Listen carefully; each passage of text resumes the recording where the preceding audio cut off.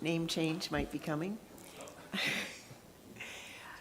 Okay, well, this morning we have a special treat because we are going to hear from a very special group of people, and those are our Stephen ministers, who behind the scenes are involved in a lot of the pastoral care in our congregation. And it's such a blessing as a clergy person who's not paid, not working full-time, to know that there are other people that can volunteer to take on this task. And the model is a beautiful model. It is supposed to be a lay ministry, and it just is a way of really, as Rob will go through it all, but it's an important way of empowering our lay, non-clergy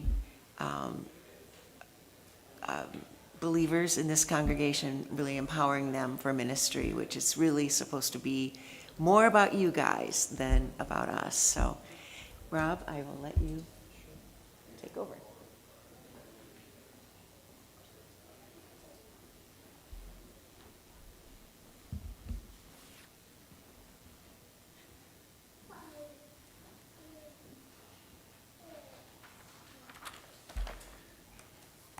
Good morning.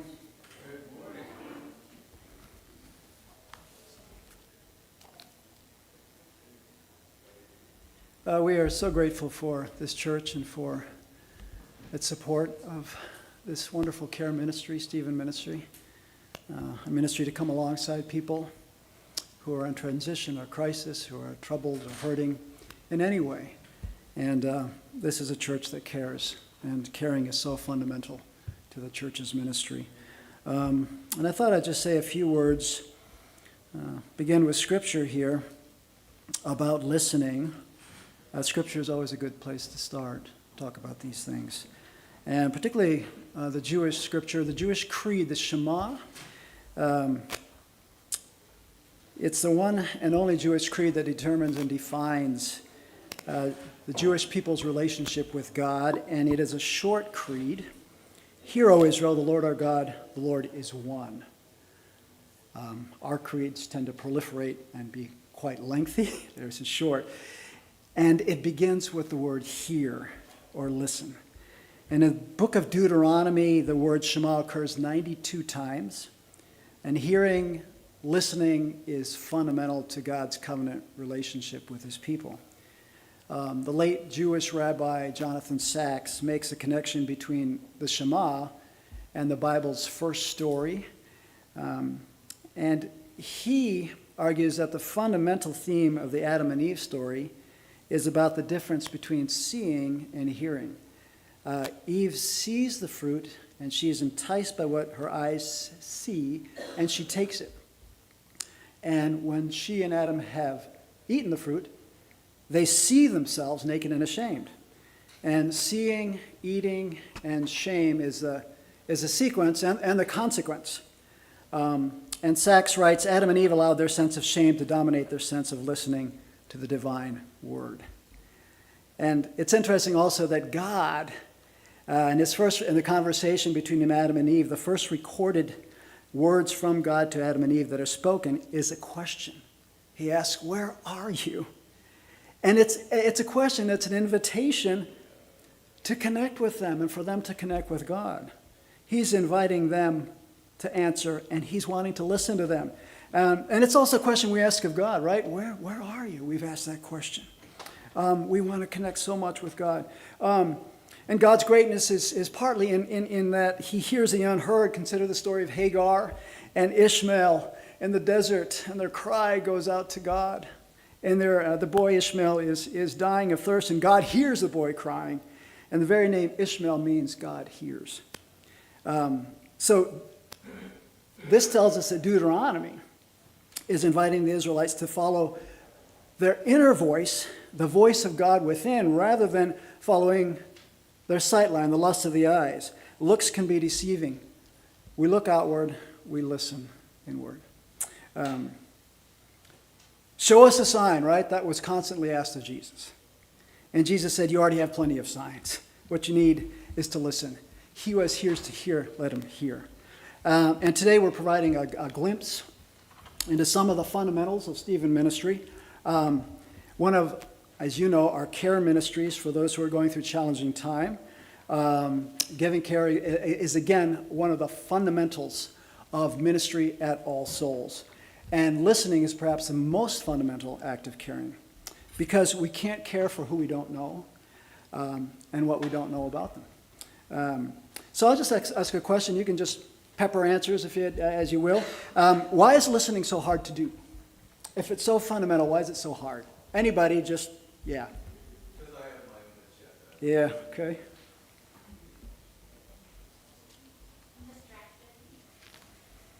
Distracted? If people can say wonderful things, and if I keep talking, maybe I can keep that at bay. But of course, I might hurt them too. Yeah. The risk of speaking up and the hurt that could be involved. We're always in a hurry. Hurry, yep. I think we rush to judgment. Mm. We hear part of what they're saying, we go, I know. Yeah, yeah. Well, they're talking, we're thinking, and we're thinking about what we're going to say next. Might be judgment. Go ahead. Oh, that's another, yeah. We don't like silence, do we? I mean, if I were to stand here for 15 seconds, just stand here silently, we would all get a little freaked out.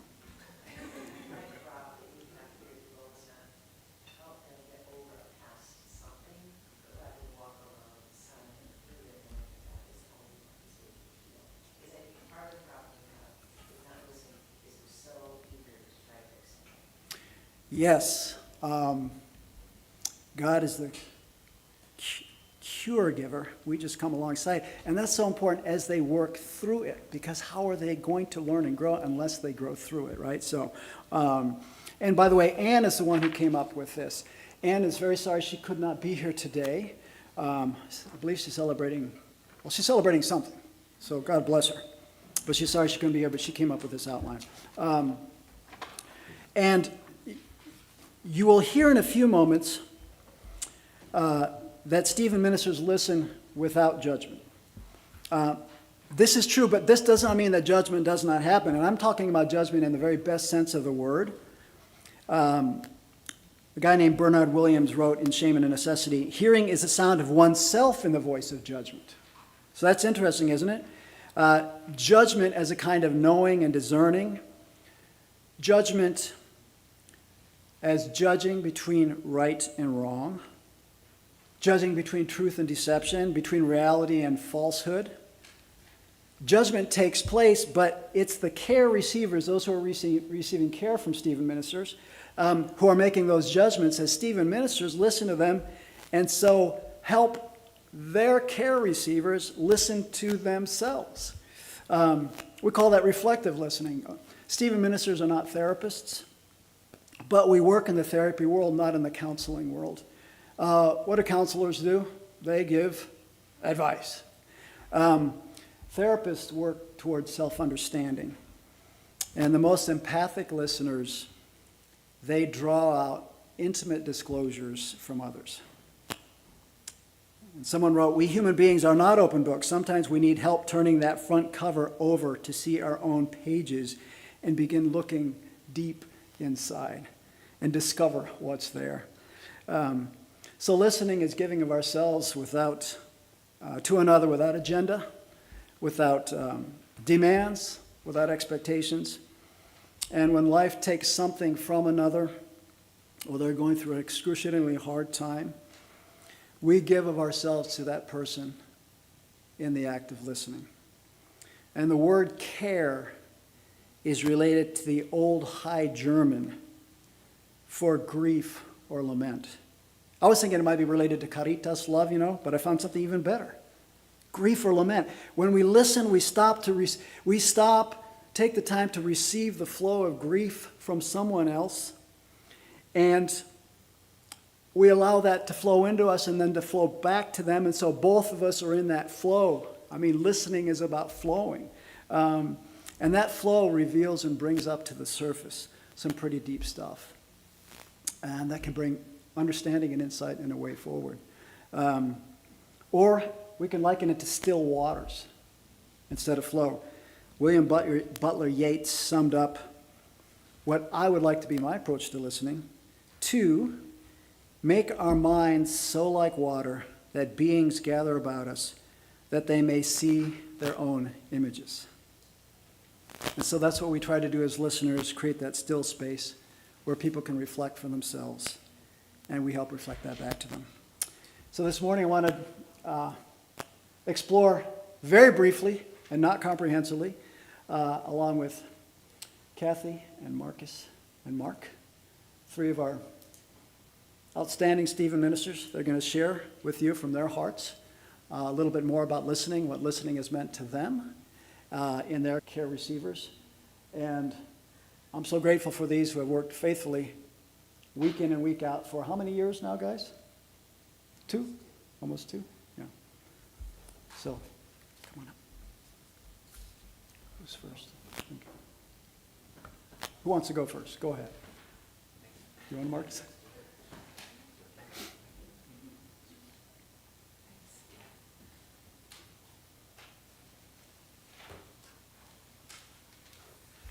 Well, thank you all. Oh, I stepped on something. Whoops. All right. Yeah, thank you so much, Rob. And I just wrote down a few thoughts about my caring relationship with my care receiver, what it's meant for me as a Stephen minister. When I started, I was really nervous. I think the training sort of prepares you for a lot of worst-case scenarios, and it gives you sort of a dose of some of the worst things that people might be going through. And when one is actually meeting with a care receiver, it's often a lot more mundane. It's a conversation. It's a sharing time. And so I went in quite nervous, quite afraid of them just having all of these things inside them that they just have to unburden right away. And, that's not really how a conversation tends to go. And it was more of a conversation, but a very one-sided conversation.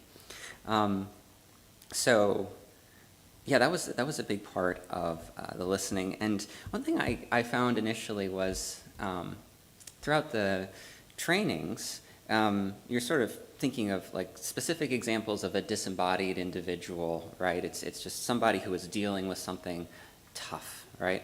And going into it, I was sort of expecting like, okay, I'm just there to take on or to be with that person as they're dealing with all of this stuff. And I was a little bit surprised, pleasantly so, that after about 20 minutes, I was like, I really like this person. I want them to succeed. I want them to overcome these things. And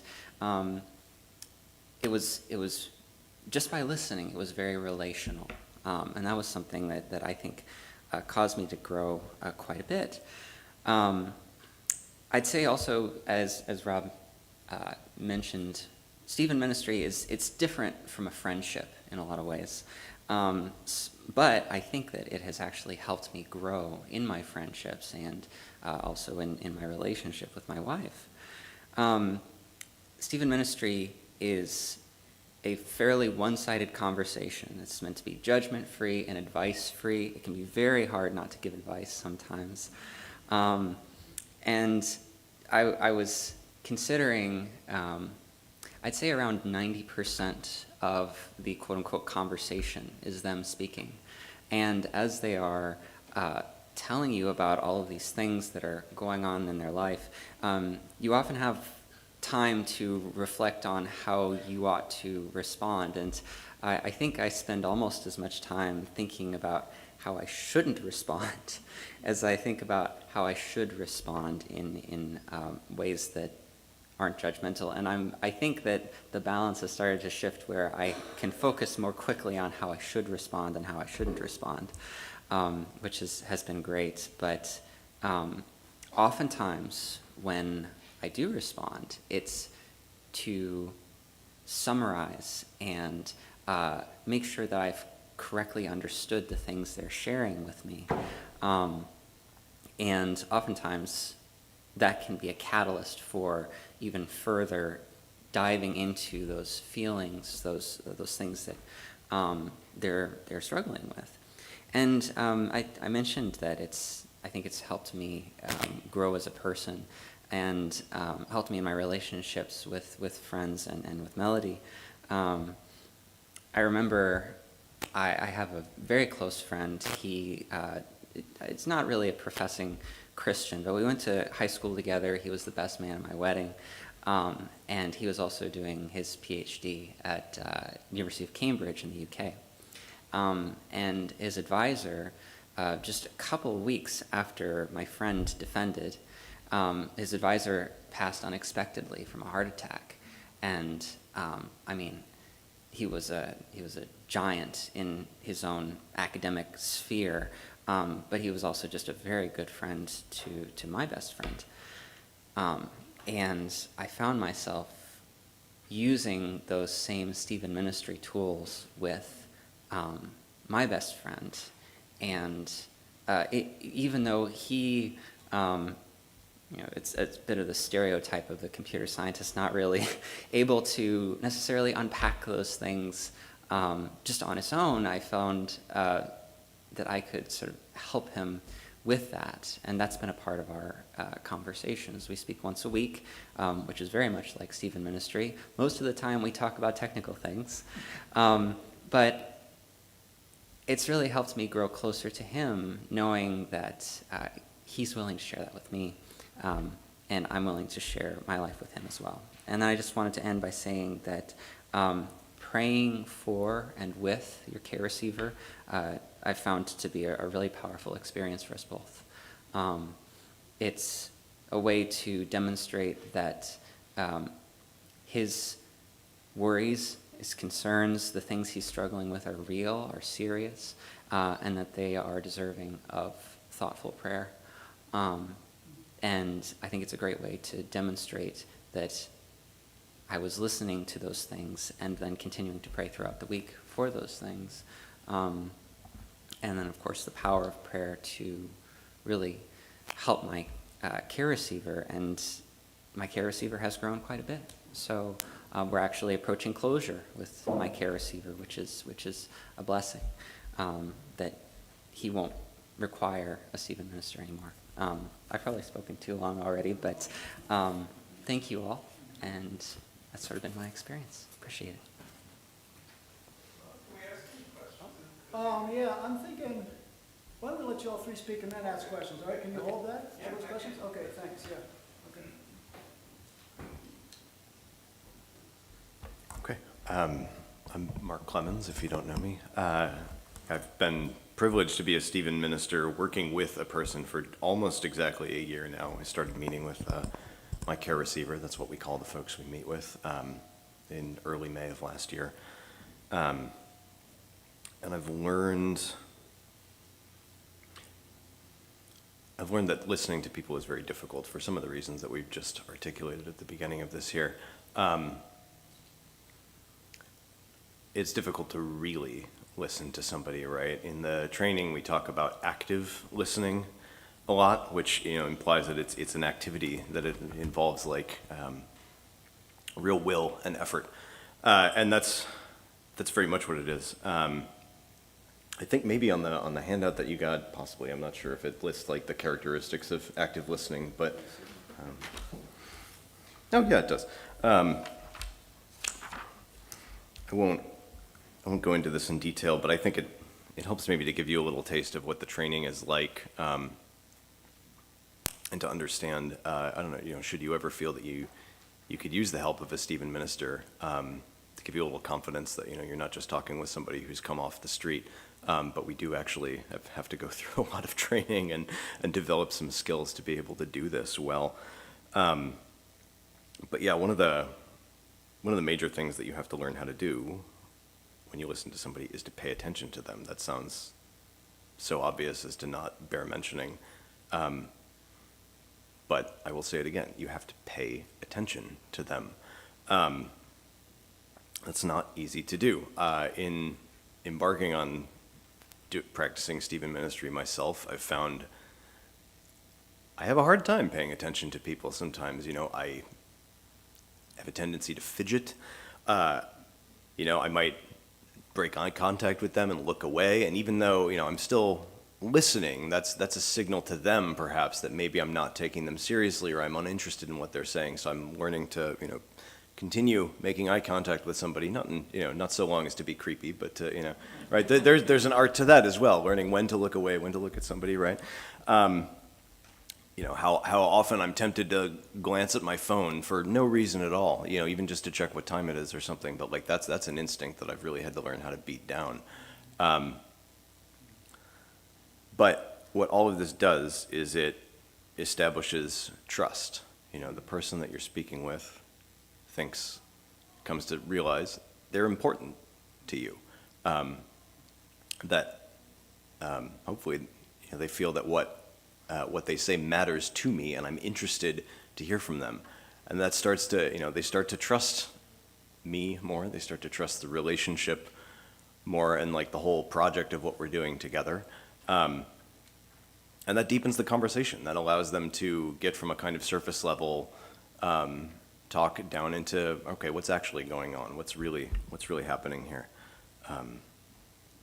And so much of that happens without any words of my own at all. It's just the simple act of paying attention. Another tool that we often are told to use is validation, or the process of validating what somebody's saying. And what that simply means, there's a lot of therapy speak that's part of the Stephen ministry training, and sometimes it can feel like jargon that's not easily relatable to. At least that's been a frustration of mine. So I've had to learn how to kind of redefine things for myself. But to validate what somebody's saying simply means to let them know that you believe what they're saying. Right? If somebody's expressing frustration, it actually, even though it may feel obvious, it helps to say, "Oh, you sound frustrated," or I understand why that would be frustrating to you, even, or maybe even, I get that because I felt frustrated in the same ways sometimes, right? To let them know that they're not alone in what they're going through. It's fashionable right now, I think, to debate the concept of empathy. I hear a lot about like whether it's useful or not, whether it's good or bad, whether reading fiction can help you develop it, which I think is a silly question. But I think what all of the discourse around empathy and its uses kind of misses is that you can't really speak about it in the abstract, in general terms. It's always something practiced with an individual who's ideally sitting right across from you,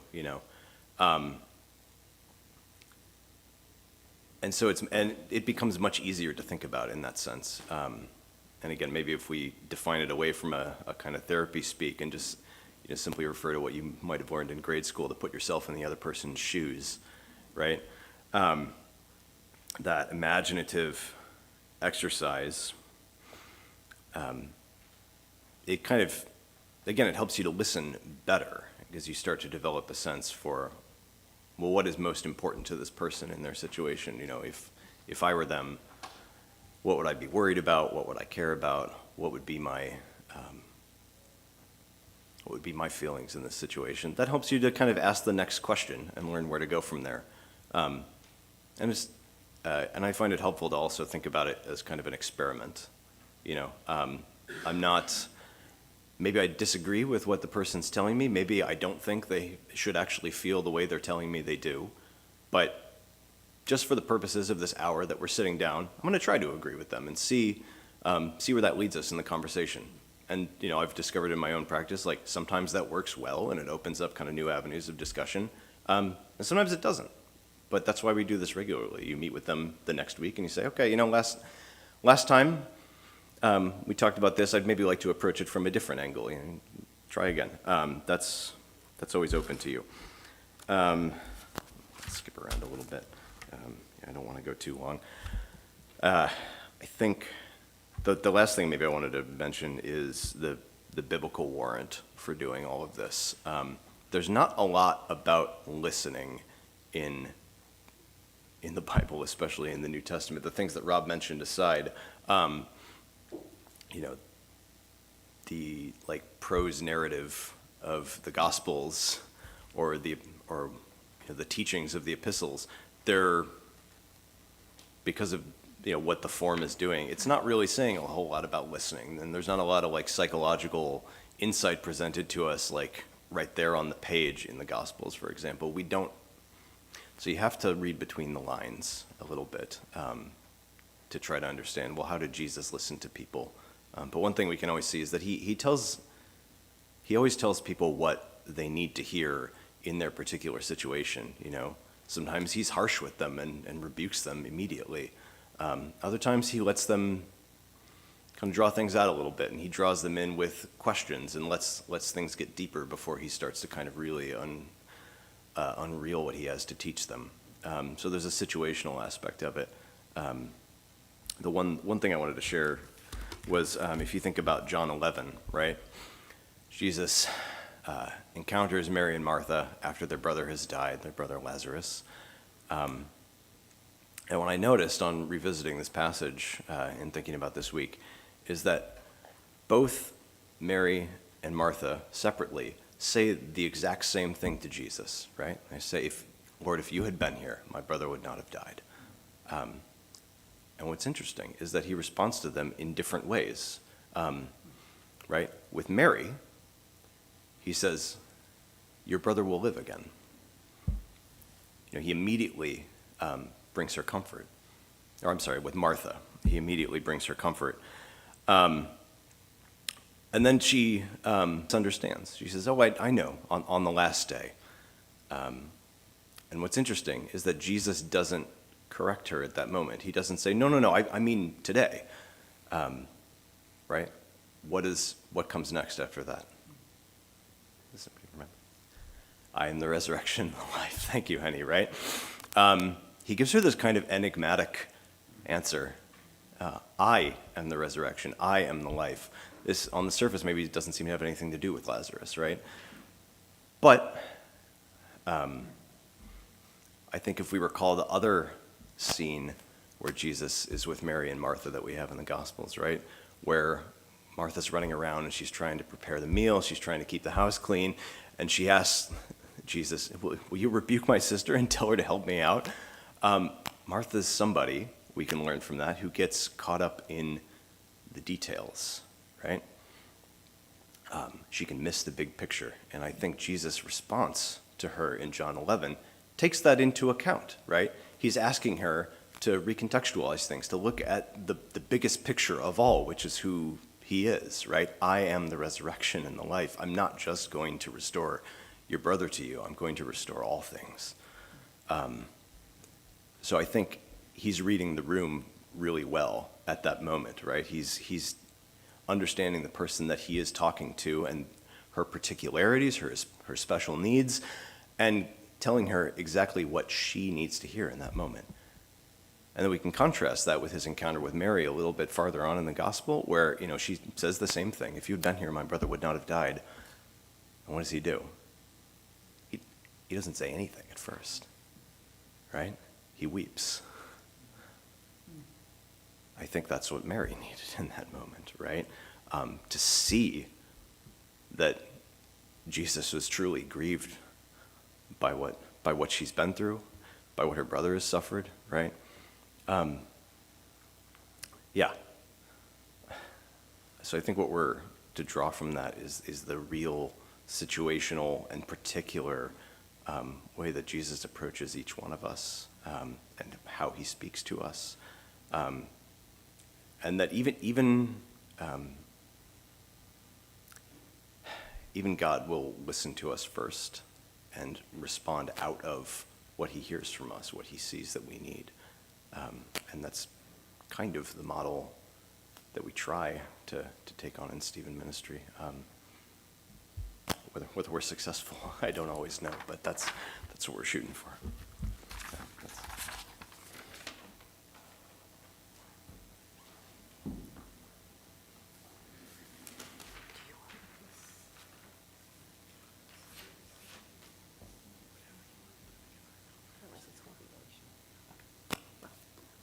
Okay. When I was approached to see if I would be interested in Stephen ministry training, I really didn't know very much about what it was alike. But I thought, I love people, I love to care for them, that sounds good. And I could certainly use help with my listening skills, so I thought, sure. But to be perfectly honest, if I knew what I was signing up for, how much it would entail, I probably wouldn't have done it. But now I thank God I didn't know, because I wouldn't have missed this for anything. The chance to learn and to read, to work with this wonderful cohort, to have the humbling experience, the profound experience of walking through troubled waters with somebody, it's just a really kind of a holy ground. Coming alongside of somebody, you, especially in this context, you realize I'm not able to fix them. That's not my job. I'm just present with them. My dad used to always talk about the power of presence, and it's really coming to light when you in Stephen ministry. As you mentioned, we're the caregiver, but God is the cure giver. So we don't try to fix anybody. We just listen, pray with them, care for them deeply, and then hold them up to God.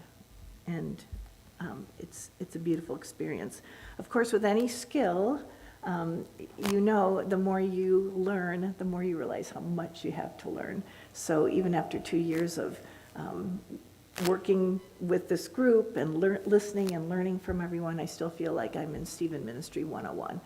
But it's exciting to know that I'm eager to learn, to keep learning. It's exciting to know that God keeps teaching us, and as Mark said so beautifully, teaching us in the moment, what does this person really need?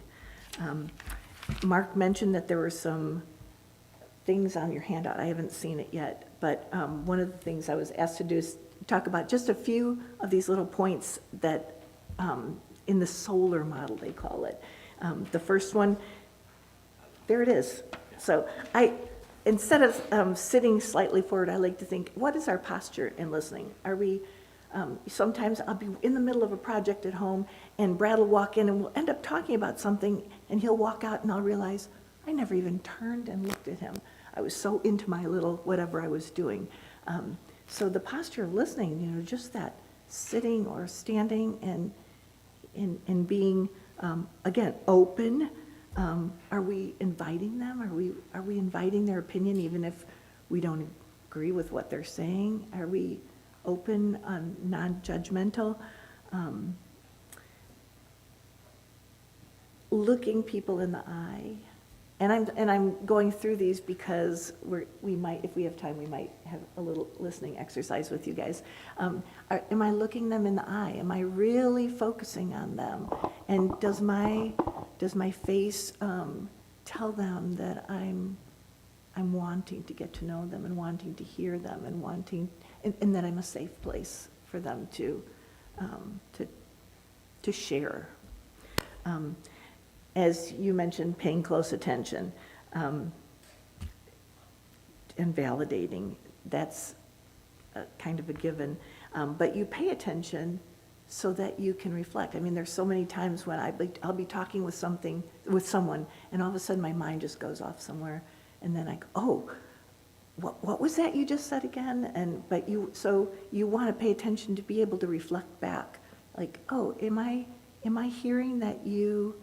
If I'm hearing correctly, you're thinking this, or do I understand that this makes you feel this way? Being able to reflect, and I think that would even help in conversations, daily conversations, where we listen so that we can reflect back. And I just wanted to end with a verse. I think this is kind of what we do. Praise be to the God and Father of our Lord Jesus Christ, the Father of compassion, the God of all comfort, who comforts us in our troubles so that we can comfort those in any trouble with the comfort we've received from God. And that's what I hope to do. So I'll give it back to Rob. Well, it's already almost 10:45, and we were going to do a listening exercise, but I don't know if we have time. But if you have any questions that might open things up a little bit more of any of us, Pete, please feel free. I think, Rich, you had one certainly, and any others you might have. Yeah, I struggle a little bit with therapeutic models. I mean, certainly, if you're going to get to know anybody in this way, you have to surrender to be kind. Could you speak in the mic? So I guess my questions go first. Where do the people come from that you're working with? Well, Stephen Ministry is primarily a caregiving ministry to people within a church, within the congregation. You care first for those who are in the family so that they can give care to others outside the family. But Stephen Ministry is also, we do open our doors and our hearts to people who are not part of our fellowship, and if they are looking for Stephen Minister, they don't have one at their church, and they find that we do, we sometimes will take on caregiving relationships with people outside the church. Or even if they don't go to church at all. We've had one of those situations too. So it's also missional in that way, right? We open our doors to people to people outside of our congregation too, and who are not even churchgoers. Yeah. So, yeah. Yeah, the example that Mark used actually was a teaching rather than a listening, ultimately, in what was going on there. And so I find it very difficult, and that's why I'm listening so hard, not to have a comment. Others have mentioned that. How do you do that? In terms of, is there never a place that you're making comment in terms of, maybe that wasn't a good idea or something?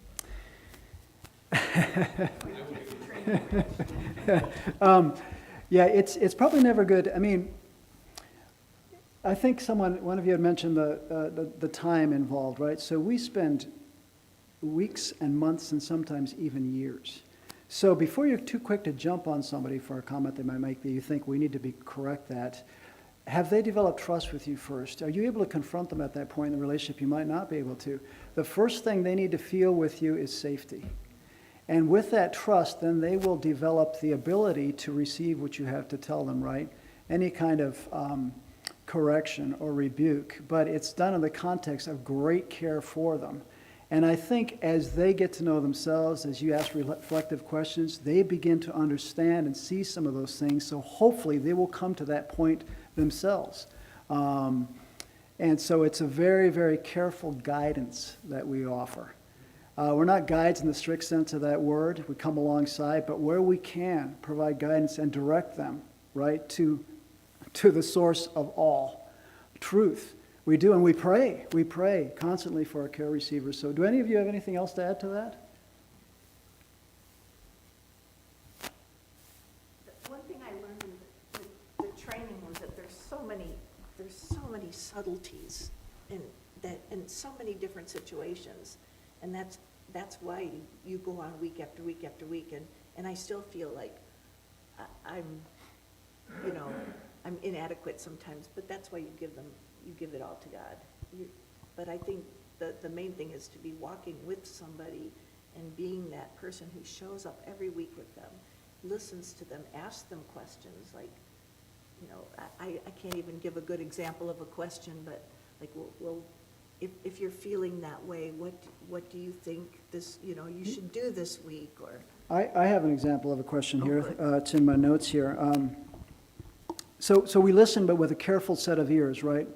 Ultimately towards helping that person. So if we think more is going on, we might ask, say more about that. And sometimes we can actually say, if we've developed that relationship of trust, we can say, may I challenge you about something? It's not bad to challenge somebody if they already know that you support them and love them, right?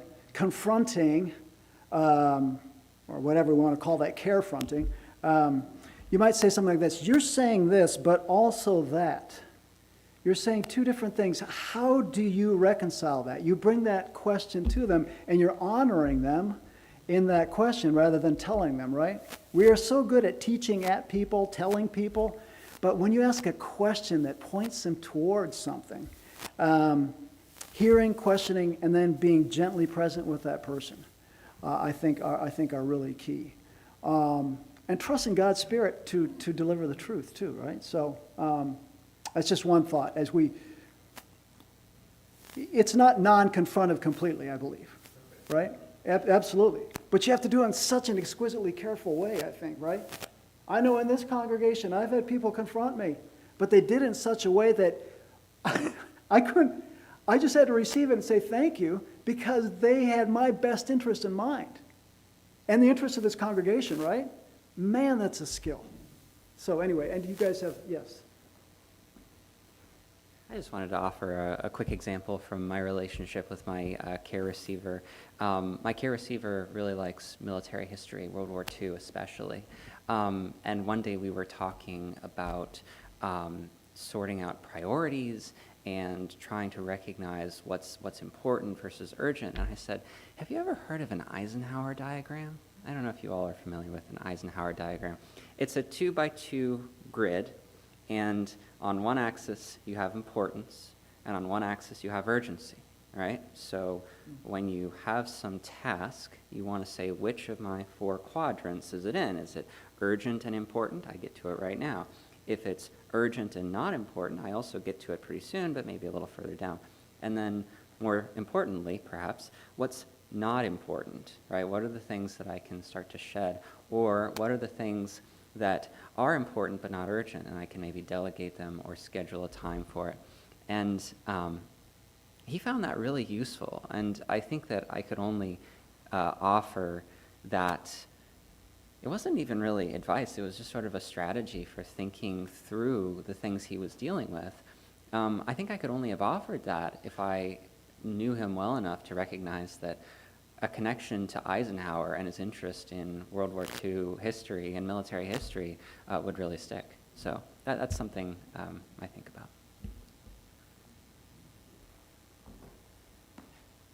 Yeah, I'm really glad you asked that, Rich. That's a really good question, and that's something that, like, I think we all kind of in our own ways have to, like, think through and wrestle with a lot.